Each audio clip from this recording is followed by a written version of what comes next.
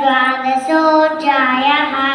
अर्जुन उवाच एवं सततयुक्ता ये भक्ताः स्वां पर्युपासते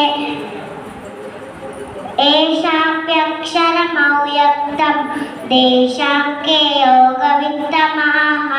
श्रीभगवानुवाच मय्यावेश्य ये मां नित्ययुक्ता उपासते श्रद्धया परयोपेता ते मे युक्ततमा मताः। एकक्षरमनिर्देश्यम् अव्यक्तं पर्युपासते सर्वत्र महचिञ्चन् च कोटस्थव चलं ध्रुवं संनियम्येन्द्रियग्रामं सर्वत्र समबुद्धयः ते प्राप्नुवन्ति मामेव सर्वभूतहिते रताः। देशोऽविकटतरस्तेषाम् अव्यक्ता सत्तचेतसाम् अव्यक्ता हि नचित् दुःखं देहमद्येरप्राप्यते।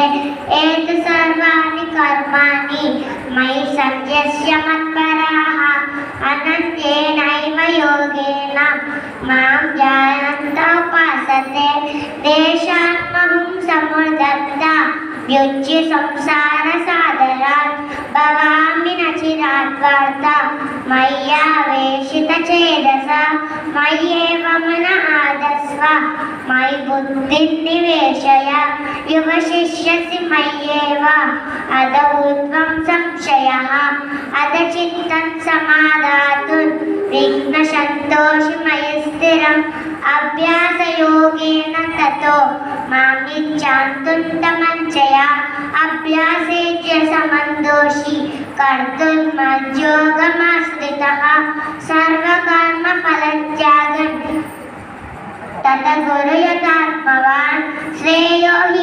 ज्ञानमभ्यासात् ज्ञानाज्ञानं विशिष्यते ज्ञानात् कर्मफलत्यागं यागात् शान्तिरनन्तरम् अद्वेष्टा सर्वभूतानां मैत्रः करुण एव च निर्ममो निरहङ्कारः समदुःखसुखक्षमी सन्तुष्टसतं योगी यथात्मा दृढनिश्चयः मय्यर्पितमनो बुद्धिः